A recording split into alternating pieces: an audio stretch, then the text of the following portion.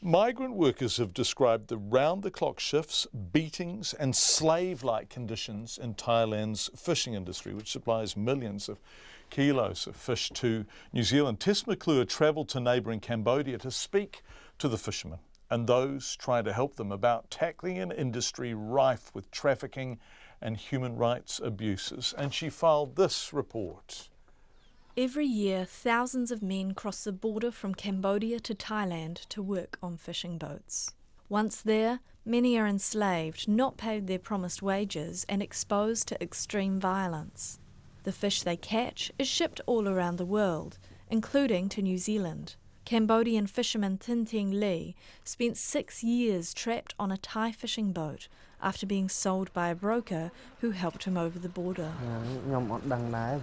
I didn't know that I was sold until I had worked on the boat for a long time. I didn't know what they'd done to me. I only knew that I was taken to work on the boat, but I didn't know how they'd sold me. Working up to 23-hour days, many of the men on the boats take drugs to help them stay awake and work through sickness and exhaustion. Life on the boat was really hard. It's hard to eat and sleep, and we work without a break. I worked fully for 24 hours from day to day.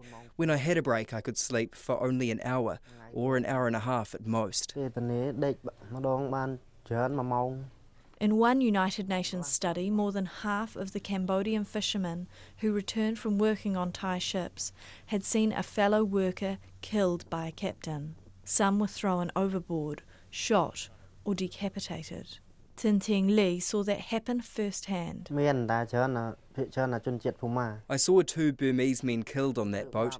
The men died from the beatings because the Burmese men didn't work as hard and the captain did hate the men. Another fisherman, Eng Bun Lai, spent more than 4.5 years on 2 Thai boats. He said many of the men were filled with despair and died while on board. I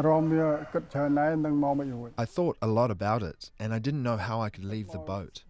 I was thinking about how to return to Cambodia. I worked day to day and didn't have time to rest, and I couldn't go back to my hometown as I wished. Some men decided to drink wine, slid and fell over from the boat and died. They drank wine so they could forget about their families.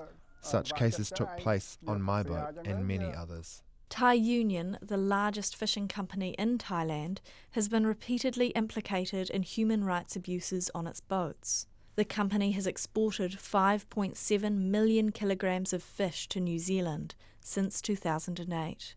In a statement to shareholders in June, Thai Union said it had begun assessing its supply chains and acknowledged a number of cases of forced labour, trafficking and human rights violations.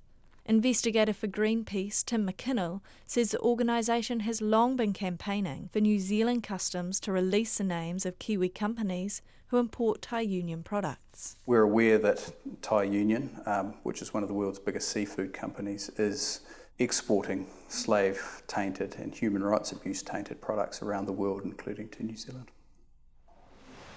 Over the last few years, there's been more than 6,000 tonnes of products from Thai Union alone, and we know that in 2015 there was more than 600 tonnes of seafood products from Thai Union into New Zealand companies.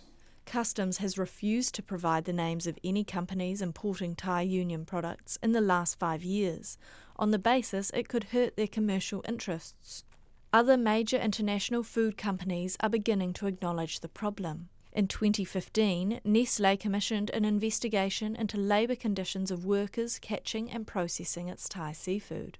The report found numerous instances of forced labour, trafficking and child labour, as well as withheld wages, chronic sleep deprivation, routine violence and deaths at sea on board fishing boats. It concluded that forced labour and trafficking are not unique or limited to the Nestlé supply chain. Virtually all companies sourcing seafood in the Thai seafood sector are exposed to the same risks. Thai Union representatives were not available for an interview, but a spokesperson said in a statement the company had taken a number of steps, including a new code of conduct and external auditing to try and eliminate forced labour in its supply chains. For Checkpoint, ko Tess McClure tēnei.